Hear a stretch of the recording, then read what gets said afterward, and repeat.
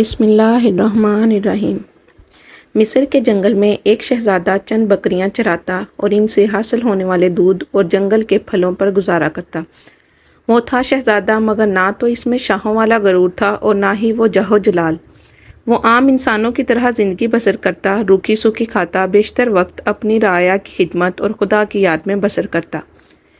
اس کی نیک چلنی کا پوری ریاست میں چرچا تھا۔ اسے یہ خصوصیات اپنے رحم دل باپ سے وراثت میں ملی تھیں۔ ایک دن شہزادہ معمول کے مطابق رعایا کے مسائل سننے کے بعد جنگل میں دنیا سے بے نیاز خدا کی یاد میں محو تھا کہ اس نے دیکھا کہ ایک غریب لکڑہارا اپنے گدھے کو ساتھ لیے ہوئے لکڑیاں کاٹ رہا ہے اور وہ اس سے باتیں بھی کیے جا رہا ہے، حالانکہ اسے معلوم تھا کہ نہ تو گدھا اس کی بات سن رہا ہے اور نہ ہی سمجھ پا رہا ہے، اور پھر وہ زار و قطار رونے لگا۔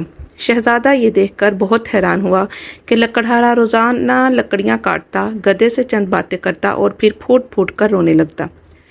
چند روز یہی معاملہ رہا، جب رحم دل شہزادے سے اس کا رونا دیکھا نہ گیا اور وہ گتھی سلجھانے میں ناکام رہا تو بالآخر درخت کی اوٹ سے باہر آ گیا اور لکڑہارے سے پوچھا، اے لکڑہارے، تیرے اس طرح بلک بلک کر رونے کی وجہ کیا ہے؟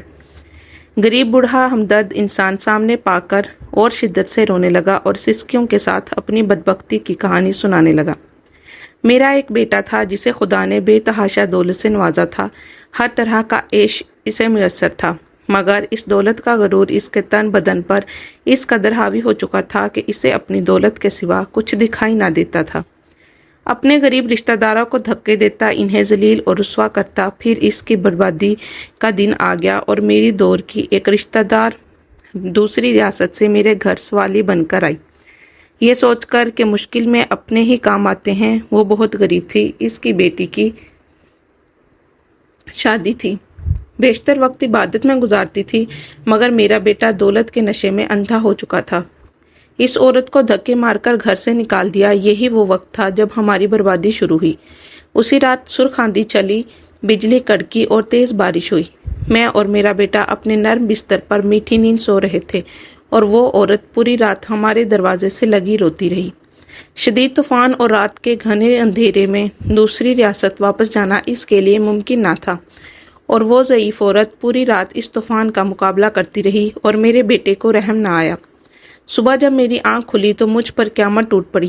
میرا بیٹا گدھے کی صورت اختیار کر چکا تھا، گھر کا سارا سامان آسمانی بجلی گرنے سے جل کر خاک ہو چکا تھا، سب کچھ برباد ہو گیا تھا۔ ان سب میں میرا قصور یہ ہے کہ میں نے اپنے بیٹے کو غرور و تکبر کرنے سے نہ روکا، نہ برائی کی طرف نہ روکا، کوئی قدم نہ روکا۔ اس کا اب یہ عالم ہے کہ میں جنگل سے لکڑیاں کاٹتا ہوں اور اپنے ہی بیٹے پہ لاد کر بیچنے لے جاتا ہوں، اور اسی سے ہم باپ بیٹے کا گزارا چلتا ہے۔ یہ سن کر شہزادے کی آنکھیں نم ہو گئیں اور وہ لکڑہارے سے مخاطب ہوا، اے ضعیف انسان، تو نے بہت بڑا ظلم کیا۔ بے شک برائی پر خاموش رہنا، اسے نہ روکنا، اس کے ساتھ دینے کے مترادف ہے۔ تم نے اپنے بیٹے کو برائی سے نہ روکا، مجھے تیری حالت پر افسوس ہے۔ اب میں اپنی اس غریب رشتہ دار کی تلاش میں مارا مارا پھرتا ہوں، اس کی تلاش مجھے رلاتی ہے، شاید وہ میری مدد کر سکے۔ وہ مجھے مل جائے، میں اس سے معافی مانگوں گا، شاید میرے گناہوں کا ازالہ ہو سکے، مگر افسوس وہ مجھے کہیں نہیں ملتی۔ یہ کہہ کر لکڑہارا رونے لگا۔ شہزادے نے اس کے آنسو پونچھتے ہوئے کہا، تو اپنے گناہوں کی معافی اللہ سے مانگ، وہ بہت رحیم ہے۔ اگر اس نے تجھے معاف کر دیا تو وہ تجھے اس عورت تک پہنچائے گا، کوئی نہ کوئی سبب ضرور بنا دے گا۔ اتنے میں ایک خوبصورت شہزادی سفید رنگ کے حسین گھوڑے پر سوار تھی، قریب آ کر شہزادے سے مخاطب ہوئی، اے شہزادے، آخر یہ کیا ماجرا ہے؟ شہزادے نے بوڑھے کی رام کہانی شہزادی کو سنا دی۔ شہزادی کی آنکھوں میں آنسو جاری ہو گئے اور وہ گھوڑے سے اتری اور لکڑہارے سے کہنے لگی، میں ہی وہ لڑکی ہوں جس کی ماں تیرے در پر سوالی بن کر آئی تھی، مگر اے بدبخت، تیرے مغرور بیٹے نے اس نیک عورت کی زندگی بھی چھین لی۔ ساری رات تیرے دروازے پر تیز بارش میں طوفان کا مقابلہ کرتی رہی کہ شاید تجھے رحم آ جائے۔ بالآخر تیری تیز بارش کی ٹھنڈی بوندوں کو وہ بوڑھی جان برداشت نہ کر سکی اور دنیا سے چلی گئی۔ جب صبح ہوئی تو رحم دل بادشاہ معمول کے گشت پر تھا، اس کا وہاں سے گزر ہوا۔ وہ میری ماں کو جب گھر لایا تو ماں کی لاش دیکھ کر میرے پیروں تلے سے زمین ہی نکل گئی۔ اب میرا سہارا کوئی نہ تھا، بادشاہ یہ سب دیکھ کر بہت پریشان ہوا۔ بالآخر اس نے مجھے اپنے ساتھ لے جانے کا فیصلہ کیا۔ کچھ عرصہ میں اس کے محل میں رہی اور اس نے مجھے نیک لڑکی پا کر اپنے بیٹے سے میری شادی کرا دی۔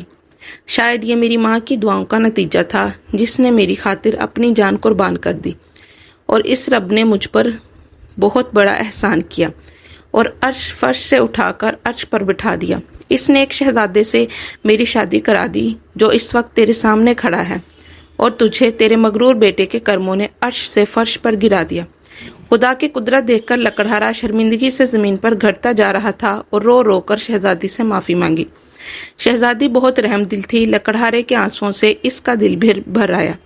اس نے اس کو معاف کر دیا۔ خدا کی قدرت، لڑکا اس لمحے اپنے اصل روپ میں واپس آ گیا اور خدا کے حضور سجدے میں گر گیا اور شہزادی سے بھی معافی مانگنے لگا۔ شہزادی نے اسے بھی معاف کر دیا